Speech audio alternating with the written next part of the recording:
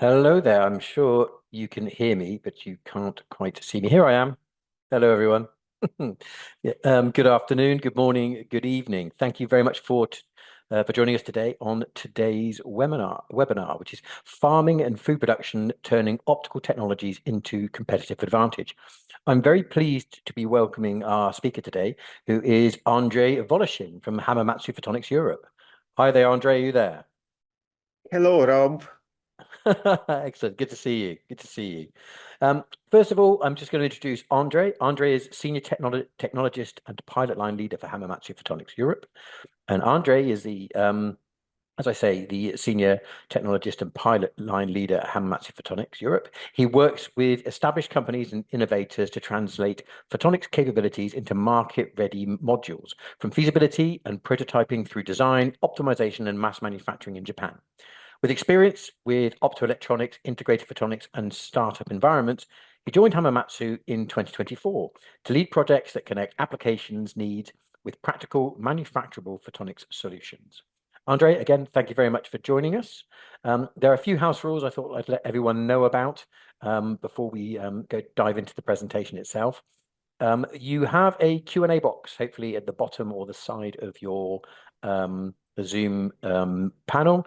If you could ask any questions during the presentation, we will try and get through as many of those at the end of the presentation. Also, this is being recorded. So if you have to move away or dip away from the presentation at any point, don't worry about that. You can catch up with the recording on the optics.org website in about 24 hours. Okay. I hope you get to enjoy the presentation available. Also, like I say, do ask questions because we want to get through as many of those as we possibly can and sort of pick Andrei's brain a little bit. So, Andrey, I'm going to turn my camera and mic off now, and I'm going to let you dive into your presentation. Thank you very much. Thank you, Rob, for the intro. Thank you for announcing this webinar. And yes, let's dive into our presentation. Let me please share my screen. And I'm sharing it now. Yeah. Do you see my slides? Yes, we see them. Yeah, perfect.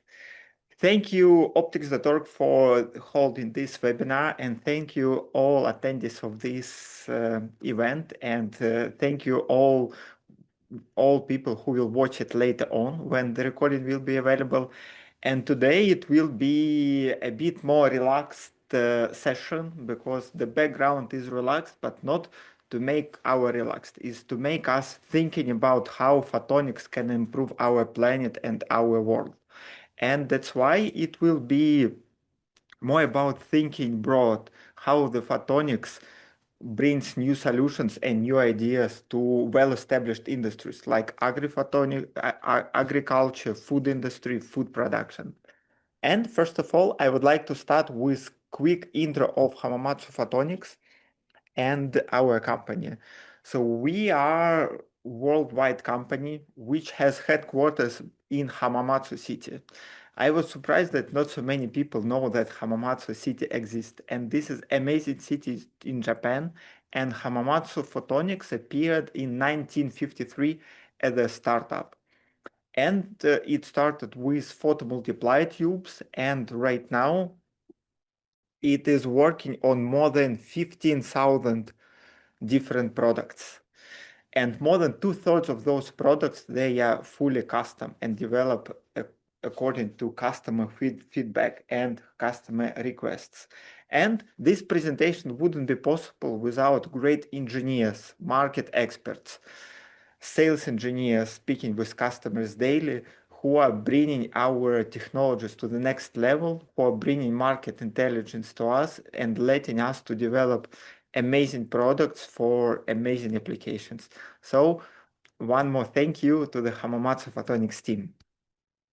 And I would like to steer our discussion from high-tech photonic application to more practical farming application. Hamamatsu Photonics is pursuing the unknown and unexplored things of our world. For example, neutrino observation or Large Hadron Collider, and also we are working, for example, on laser fusion. So we have a unique chance to work on the most advanced optical technologies in the world, and we are bringing them into different industrial segments with 4 different divisions: electron tube division, solid state, system division, and laser division. And we are working on multiple applications, for example, quantum, laser applications, biomanufacturing, semiconductor, medical applications. And we hope that with our expertise in optics and our position of one of the leading companies in the world in photonics, we can find new ways how our technologies can improve our planet. Right now, we can build technologies that can bring humanity to the space. Or we are building data centers which are powered by photons with optical interconnects. But still we have multiple ways how to improve the way how we manufacture food and produce food now. So with optical technologies, it's becoming possible. And we believe that industry, being responsible and working in a sustainable way, can bring new tools to their farming technologies and food production to improve the quality of life of people and improve the current state of our earth by removing the waste, better usage of fertilizers and chemicals, by reducing the reducing their waste during the food production, and all is possible by photonic technologies. And my presentation, I will cover few of those technologies which can improve it. It's impossible to speak about all of them within 30 minutes, so I will cover only Fourier transform spectroscopy, compact spectrometers, imaging, infrared imaging and X-ray imaging, and some of gas sensing. And let's quickly jump into use cases where optical technologies can be used for farming and food production. First of all, this is soil quality assessment when farmers are preparing it. Then optimal irrigation, so watering of the soil. Optimal quantity of fertilizer is also enabled by photonic technologies. And then we can detect best harvesting period for each type of plants. And then we can do product sorting using high-speed sorting spectroscopic solutions. And finally, quality control and monitoring during food storage and then food production. We can speak about fingerprinting, for example, checking where the cabbage is coming from for kimchi. One of my favorite products is coming from. Is it originally based from that country where I buy it from, or it was imported from other countries? Then again, speaking about kimchi, we can fully control the fermentation process of products using inline and low-cost solutions, making this process fully quantitative. And then finally, food quality assessment, measuring nutritional values, fat, protein, moisture, vitamins inside the products, and detect even parasites in nuts, looking at biofingerprints.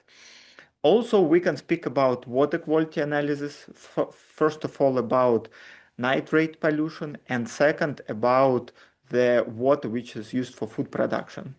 Then we can use it for crop health monitoring, for example, measuring green chlorophyll index using compact spectrometers, and it can be done even with sunlight reflection. And again, we can check soil before farming season and after, improving the yield of our food production.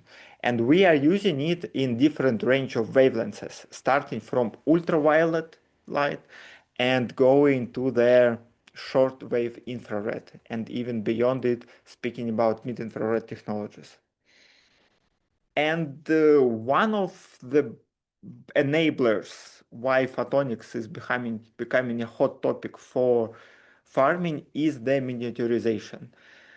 For example, this technology is called Fourier transform infrared spectrometer. It used to be a quite bulky technology with tabletop devices, and Hamamatsu Photonics developed one of the most compact FTIR engines, a device which can measure spectrum starting from 1 micron going up to 2.5 micron, which is based on multiple technologies and including MEMS chips, which are used in our cell phones, very similar to them.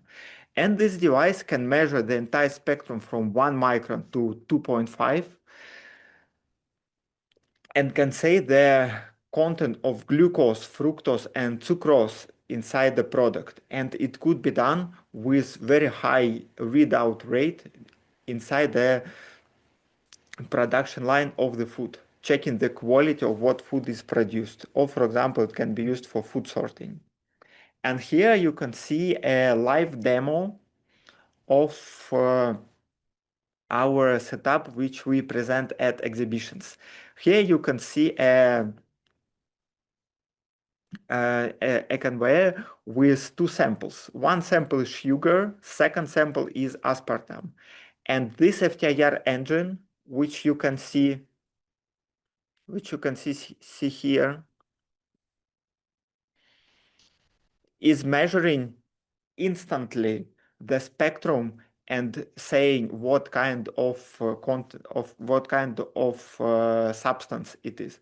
And this technology is being used right now at the food production. And here, exactly the same device is used for nuts sorting. For example, here you can see the spectrum of unprocessed nuts. So this is a whole nut spectrum. And then we can do some magic, which is called chemometrics, saying out of the spectrum what kind of substance it is. So we can learn our machine learning model, which is called principal component analysis, which spectrum corresponds to which nut. And then when we have nuts in the powder phase, so they were grinded, we can measure the spectrum again and understand what is the content of our powder nut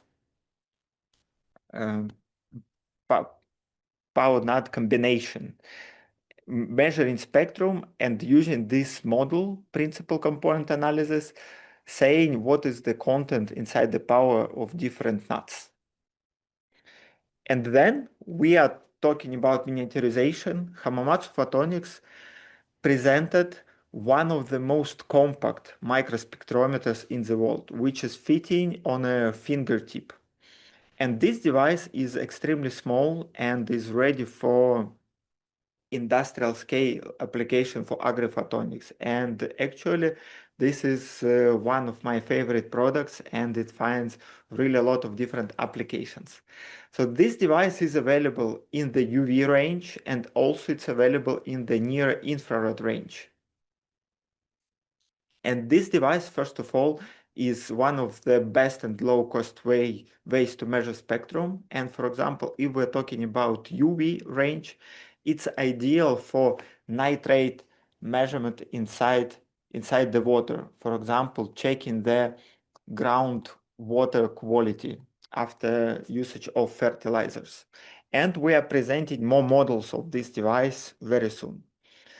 These devices are available, as I said, in the UV range and in the visible range, going to near infrared.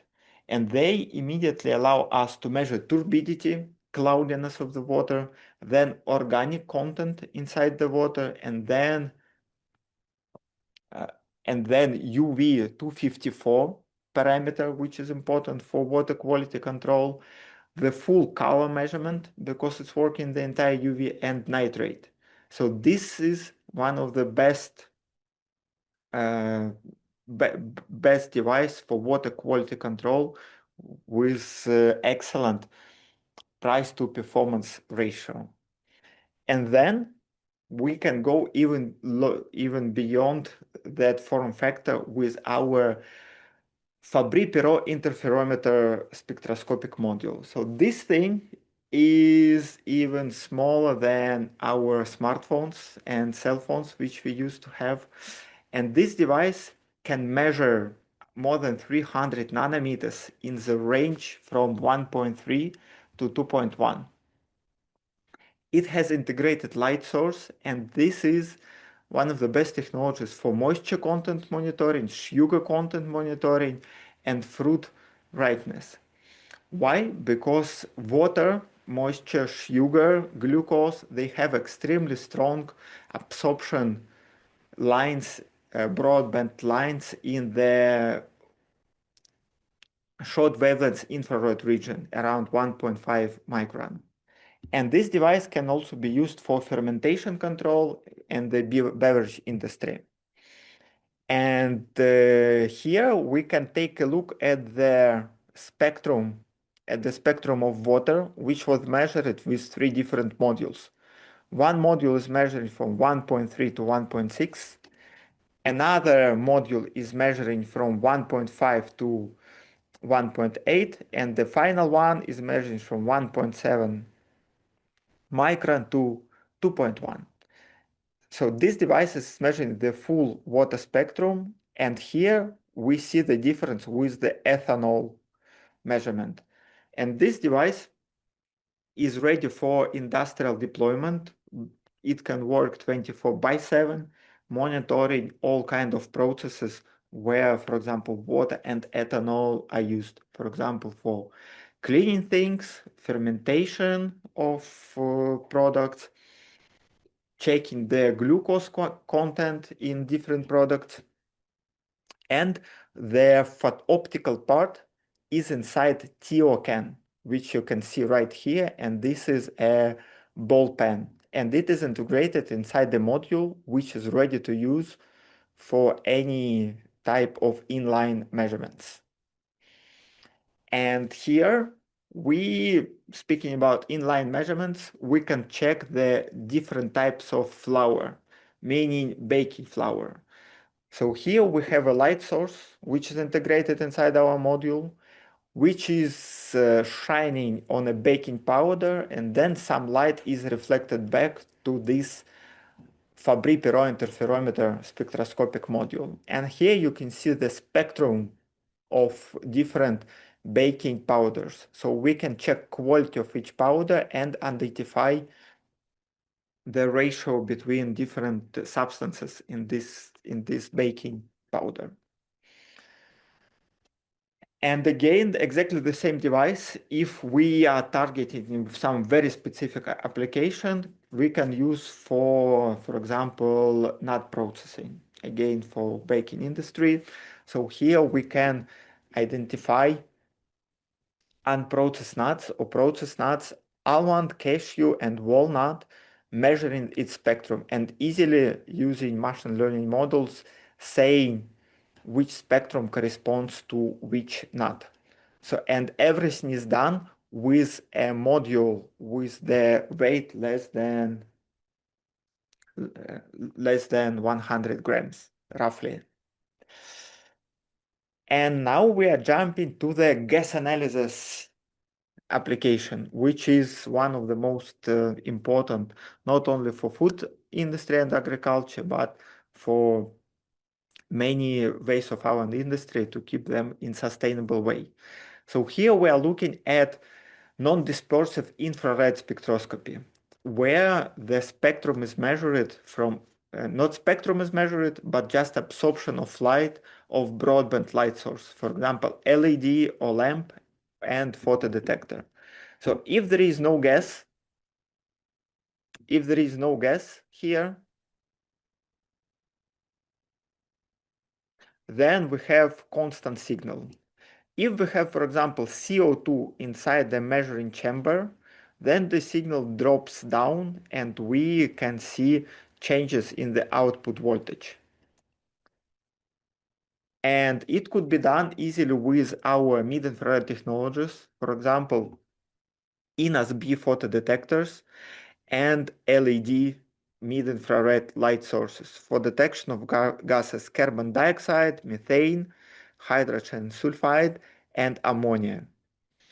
So these measurements can be used for several applications. For example, for animal industry, for ammonia and methane measurement inside barns, then methane emission, and finally for carbon dioxide monitoring and methane during the food production industry, where we do thermal processing of the food and we are measuring the gas contents. And one of the biggest challenge inside the gas sensing is low cost and compact and reliable gas measurement systems. We published very nice interview with our experts recently. You can check our LinkedIn webpage about that interview. And speaking about food industry, one of the not solved challenges is the kiwi industry. The kiwi industry requires measurement of ethylene with the concentration from 5 to 40 ppb level, which corresponds parts to billion. So this is extremely low concentration of ethylene, but this is one of the most critical parameters when we control the kiwi ripeness. And you know, at least I know when I go to a supermarket, it's sometimes hard to get a proper kiwi at the proper stage of ripeness, just because this gas measurement of ethylene is not established technique right now. And as I said, we can send people to the space, but we cannot measure ethylene for kiwi industry properly. And Hamamatsu Photonics does have several technologies for this. First of all, it could be supercontinuum light sources, which is one of the most advanced optical technologies in the world. And our company, NKT Photonics, had some proof of concept publications on that topic, but also it can be used with fixed wavelengths mid-infrared lasers, so-called quantum cascade lasers, and widely tunable mid-infrared light sources. Also based on QCL technology, where we tune the wavelengths of a laser over a very broad range of wavelengths. So these technologies are enablers for many industries, and for example, for kiwi industry, this is the way how to get a proper kiwi in a supermarket. Then it's during the storage, it not going up or down with its quality. So this is only the beginning of its journey, and I believe that photonics can be a real game changer for many technologies like this, for many applications like this. And finally, we are jumping to the invisible objects. Invisible because they are not in the visible range of wavelengths. They are outside it. For example, in X-ray or in short-range infrared wavelengths. And here we are speaking about short wavelengths infrared imaging for coffee beans identification. So here it's pretty easy to spot that this bean is a stone, but this one, speaking about just the quality of image, is very hard to say. And with our InGaAs, indium gallium arsenide sensors, modules, or full cameras, it's extremely easy to identify, to make sorting of products looking just at different range of wavelengths. And here you can see with visible camera almost perfect apple, and nobody can say that something is wrong with this part of the apple. But it can be easily detected with this type of camera. And then we are jumping into different technology, which is called multispectral imaging. We have a product which has multiple types of indium gallium arsenide detectors, which can detect light up to different frequency, different wavelengths. And in this way, we can see this object at different range of wavelengths and understand the behavior of it. And this allows us to understand which parts of, for example, our fruit are rotten, and they are available for inline installation with the line rate up to 40 kilohertz, 40K lines per second. So this is enabling high-speed product sorting. Then we can look at, with exactly the same devices, at packaged products. So for example, we can detect the liquid level. So here, it's not clear where is the liquid inside this product. And if we look at short wavelength infrared range, then we can easily see that this is a liquid and this is empty part of the bottle. And it can be done with high accuracy, saying if we fill it properly or not. And then we can see for the yogurt industry all kind of damages of the yogurt package. If it's leaking, if there are some cracks, if there are some contamination inside it, this is possible. And the final technical slide here would be X-ray imaging. For, first of all, identification of foreign objects, package defect detection, and non-destructive testing of products. For example, here inside a package of frozen potato, we can see some contamination. For example, it can be pieces of rubber or pieces of glass, and everything can be detected, for example, with our dual energy X-ray line scan module. Or we can detect some contamination inside the bottles of wine if it's fully covered with the package, for example, with a film. And here we are jumping from our technical slides into brainstorming session, at least for myself, how we can move from ideas, how to use our products, to business cases and applications. So with our expertise at Photonics, with our expertise of light emission devices and light detection devices, we have multiple know-hows how to combine them for optimal solution. And when this knowledge of these photonic building blocks is combined with your application knowledge, we get really innovative application-specific module, which is based on state-of-the-art components for challenging applications in your industry, and which is doing exactly what it has to do to improve your business metrics, to reduce the level of fertilizer usage, to do proper irrigation of plants, to check quality health properly, to check the package of food, to check the food during the processing of it, measuring all kind parameters, including vitamins, protein, glucose, sucrose, and all of them. So we have multiple products, 15,000 products, as I mentioned, and by combining them, we can create application-specific modules for your application. But we don't have any application-specific knowledge because we are, first of all, experts in photonics. And that's why we are happy to support with components by our Hamamatsu Photonics pilot line initiative. So we take our components and we can do prototyping for feasibility study of some concepts and systems.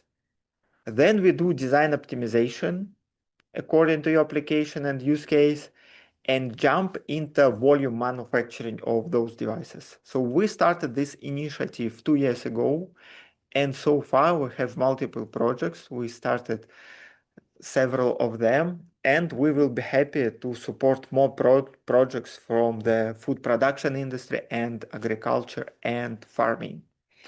And here we collaborate with Photon Hub in Europe, which is supported by European Union. which is supporting state-of-the-art ideas about application of photonics for different industries. Photon Hub is a special initiative which can directly subsidize innovation ideas. So all companies after this program, they get a fully custom photonic module delivering the function which was specified inside the project. So it brings ideas from concept to manufacturing up to TRL L through multiple follow-up projects. There are several stages, and it can be very quick. So the Photon Hub team is extremely responsive and quite fast with evaluation of the project. So in principle, this is feasible to get a real results inside 1 year. So this is few months for submission of the project, and then duration of the project, basically execution of it, can be from 6 to 9 months.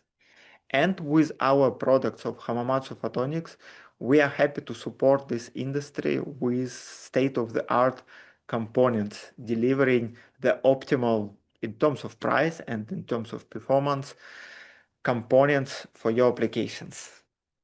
So on this, I would love to stop my presentation, and take-home message would be very simple. Take-home message for you would be the following. With our photonic expertise, we can make your application real. We know quite a lot about how photon works. Photon is our business. We know how to combine different components inside one module.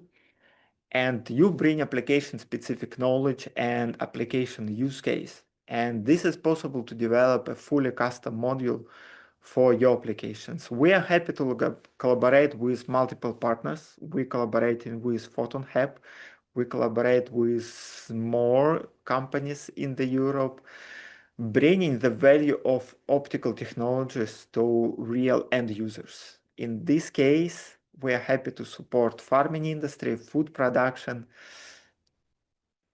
and agriculture industry. Thank you so much for the attention. Excellent. Thank you, Andrey, for going through not only some of the sort of different application areas beyond sort of some of the sort of more technical spheres, but looking at actually some of the more practical applications that Hamamatsu actually brings solutions for. And you mentioned sort of ready to use solutions. I don't suppose, is there you could elaborate on sort of ready to use solutions that you have anything you have available? Yes, we have quite a few devices available and demos available in Europe. So feel free to approach our application engineers and sales engineers to check what is available. And here, to be honest, I prepared a small live demo of this device.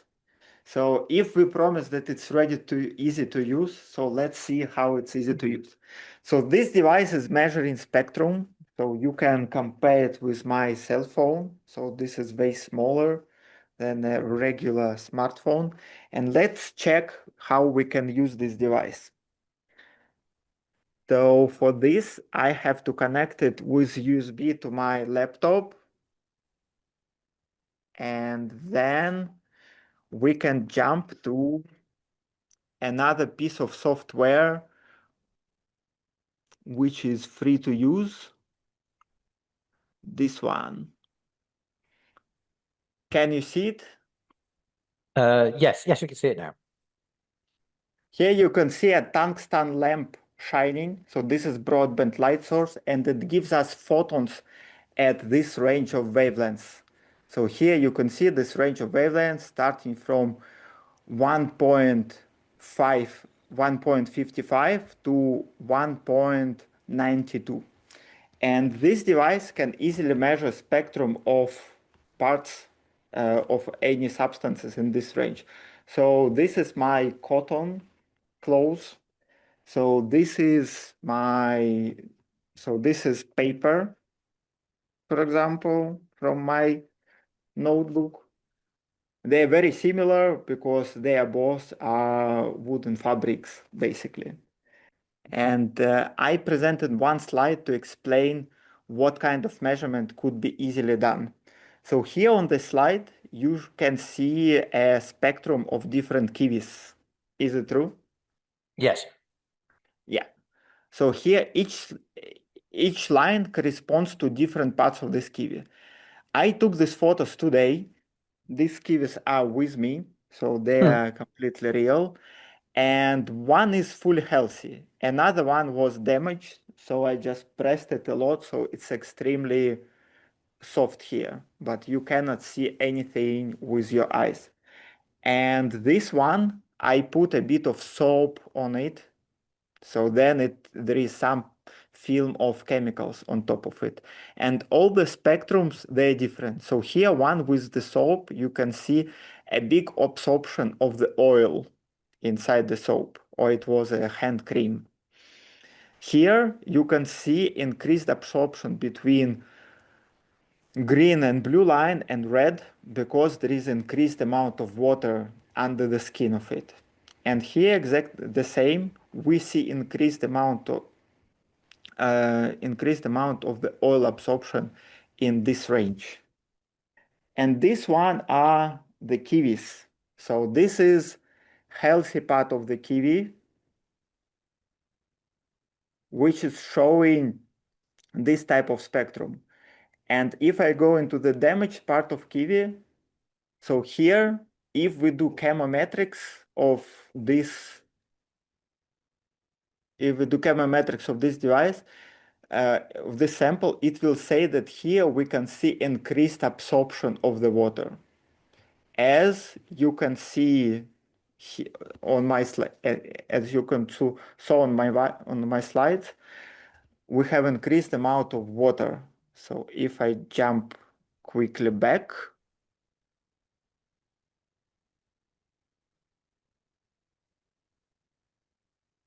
so this is the difference between damaged and undamaged. And this could be done, as I said, in line with high speed, with reliability at 24/7, because all our products designed to be used in the industrial scale. Okay. I mean, you mentioned, looking at this from a practical solutions perspective. How should farming or food production companies decide which optical technology is the right one for their application? I mean, it could be FT-NIR, mini spectrometry. How do they go about determining which is the right one for them? This is a very good question. And this is exactly the gap which we have between our technologies and applications. So we have different products and people, they're thinking about their use cases and business value of this type of products. So we cannot say that mini spectrometer, which is working in the UV, is the right way to increase your revenue of your farm. This is the wrong way to say it. We need this step-by-step process to come from technology level to the application level. And that's exactly what we are trying to achieve with the pilot line and partnering with initiatives like Photon Hub, which exactly helping this type of companies to look at the application and decide which type of technologies is better. So please contact Pilot Line, please contact Photon Hub, and they will find right experts to reply to these questions. Okay. So, I mean, for food and agriculture companies that know their application problem, but they don't know or have a deep understanding of photonics and expertise in that, how can working with Hamamatsu reduce the development risk and avoid, costly trial and error, basically? That's a risk for everybody. So this prototyping is very expensive. In our case, we see potential of this and we invest our resources. So these risks should be shared between end user and engineering companies. In our case at Hamamatsu Photonics, we do believe that we can significantly increase efficiency of agriculture and food production industry with our future business volume. So these trials, they are risks which we have to take right now and go through it. So in this case, the short answer for you would be, yeah, it's a very good question. Okay. We have to try and we have to account of these risks. We are experts and we prefer to be open and transparent with our clients. If we see that there are no chances to solve that application, I know a couple of things like this, then we say it. If we see that it's possible, it's feasible, let's take the risks and let's do it. Okay. Well, we do have a lot of interest from the attendees that want to get some questions to you, Andrey. So I'm going to dive straight in with these. I will say to everybody that if we don't ask your specific question or you forget to ask a question now and think of something that you want to ask later, you can obviously reach out to Andrey directly. And also, and if we don't answer any questions now, we will get back to everybody directly, and so they can be answered for you post webinar. So first of all, I'm going to ask, for what kind of products do you train your ML models? Are you limited to nuts, or do you already extend to other produce? So this is exactly what we usually prefer not to do because we stay on the technology level, not the application level. So this application is so this part of training is called chemometrics, and there are quite a lot of software companies which are expert in this. So this is application engineer or a special company working on this with our products. So we do it for several demos, and this is very interesting. We have multiple research level collaborations on this, but this is not our expertise. We stay on photon side. Okay. Now, someone has asked with specifics to slide 27, which I think was looking at water quality. Is it possible to also assess the water quality by measuring spectra with your devices? Spectrum. Yeah. Yes, absolutely. So that's exactly what we are doing. Slide 27, you said? Water. Yes. Yeah. So this water is measured from 1.3 to 2.1. So this is more about looking for ethanol, for glucose inside the water. When we are talking about quality of water, we have to measure from 200 nanometers from UV to 800 roughly, because here we can see this turbidity, yellowness of water, and we can see organic matter. For example, if we have some microbes inside our drinking water. Okay. And now we also have another question from an attendee that wants to detect the pesticides, insecticides, and artificial coloring chemicals of the agricultural products. What are the combo UV visible, near IR, MIR, and FIR emitter and PD do you have? Yeah, so that's a very good question. So let's think about pesticides. Then I think the best thing would be combination of these compact spectrometers in the visible, because this is artificial coloring, can easily say what kind of color it is, and then near infrared spectrum. So we have multiple solutions for near infrared spectrum, which is going from 900 to 1.9 micron. And we already have compact products. They will be becoming smaller and smaller. So there are right combinations, but it's application specific. We have to discuss in details. Okay. So basically, it's a case of reaching out to you directly and having a conversation about Yes, what the application is exactly. and what the needs are. And again, as I've said to everybody here, you can reach out to Andrey or myself, and I can forward the message on. And you should get a follow-up email with contact information after this webinar. Okay. So I have one here. It says, OW, can this device be integrated into an industrial production line? For example, on a food conveyor belt or within a product pipeline? Additionally, does it withstand harsh environmental conditions such as clean in place, high temperatures, and steam? And steam. Which device? It says OW. OW. Yeah, I'm not quite sure what that is. Yeah. So maybe the so one of the most interesting products for inline monitoring is MEMS FTIR engine, which is this device. And this is used in the production and food production environment. Ah, right. Okay. Oh, yes, I think it could be how. How can this device be integrated into industrial production lines?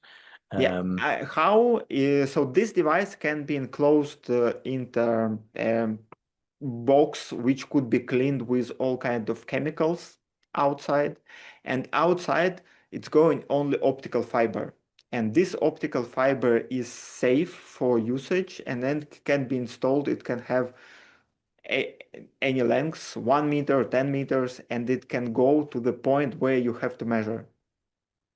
Okay. So ultimately pretty robust. Yes. Okay.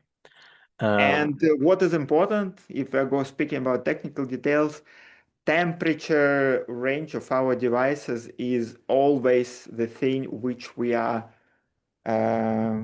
which we are talking about. So, for example, this module.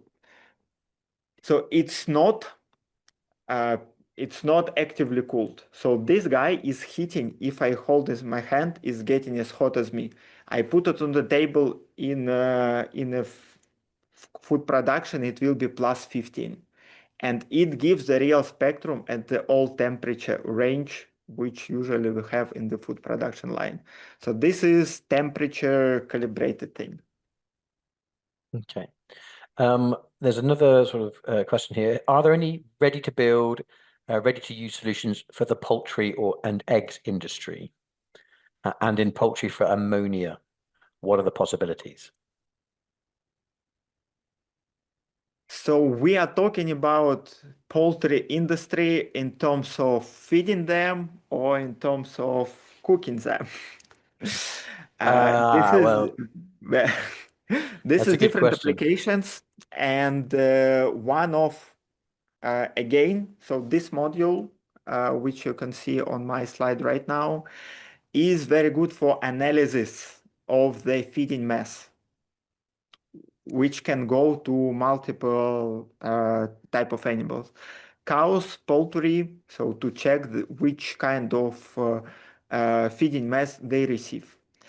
When we are talking about the poultry preparation, then we are jumping into the technologies, again, spectrum monitoring, so it could be spectrometers, or it can be bones detection with, for example, X-ray. And instead, speaking about X-ray, it can be soft X-ray device, which is low cost. Why? Because it doesn't require huge lid shielding, and it could be used in pretty compact shielding without extensive protection, meaning that this device is compact and low cost. Okay. I think it was also looking at eggs. Sort of, Eggs. Never thought about eggs. So please, there's an opportunity right there. exactly. Please drop me a message. Exactly. Yeah, we have my email is here. My colleague Gaetano, who is our technology and market expert for agri-photonics, we're happy to look deeper at this application. Okay. We have a couple more questions here. It's been very popular for people sort of wanting to find out more. You showed a video of a small conveyor demo you carry in exhibitions. What light equipment was used, and do you offer this as a solution? Yes, so we have,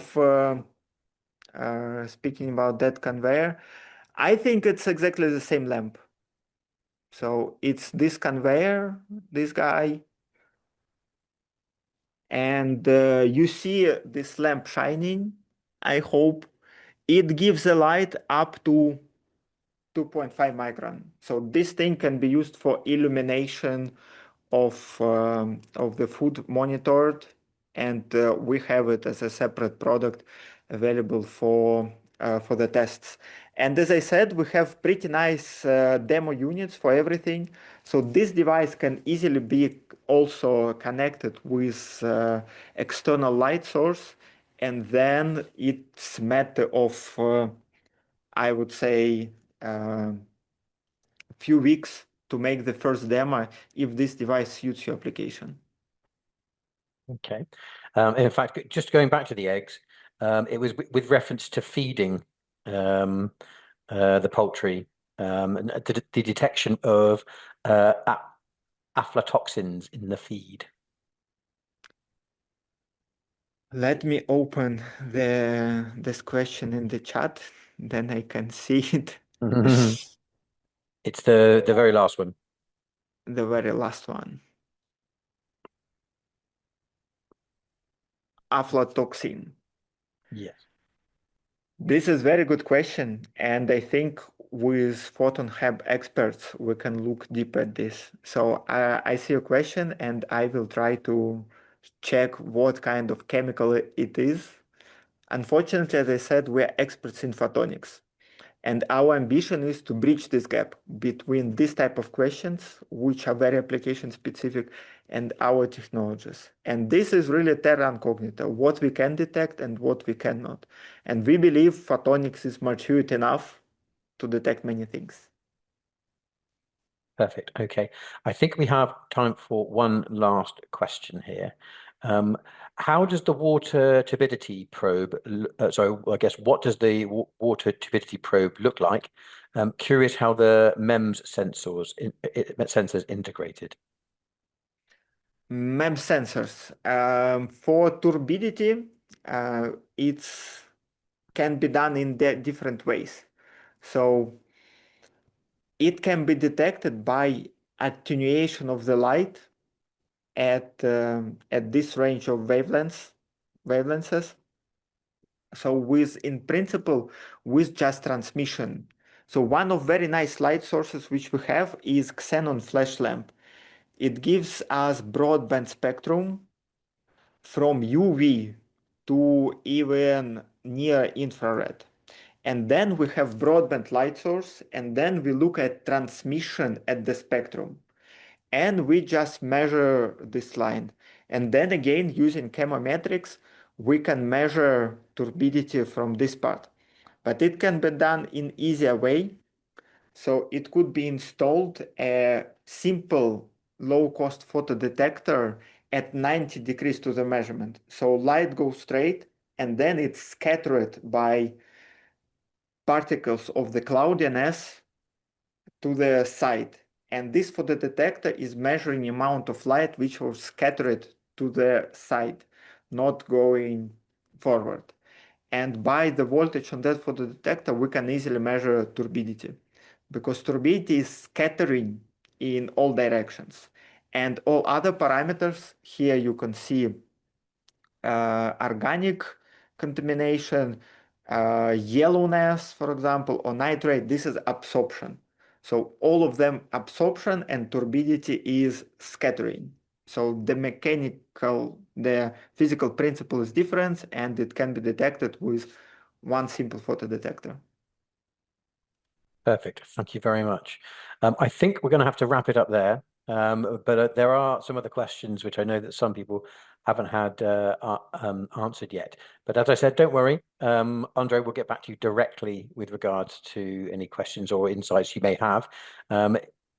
Part of this webinar is for Andrey to explain some of the capabilities in connection with food production and quality, but also to learn about new applications and possibilities for that they can collaborate on as well. So it's been a good insight for everybody. Just as a reminder, before you all go, thank you very much for attending today's webinar. The recording will be on the optics.org website in about 24 hours. And if you have any follow-up questions, you're more than welcome to either get back to myself and I can forward them on, or reach out to Andrey at Hamamatsu directly. All right, just remains for me to say, Andrey, thank you very much for an excellent presentation and great Q&A as well. And I hope to see all of the participants again in the not too distant future on the next optics.org webinar. Thank you very much. Thank you, Rob. Thank you, optics.com. Thank you, everybody who attended this meeting and who watched it later. Okay, thank you, guys.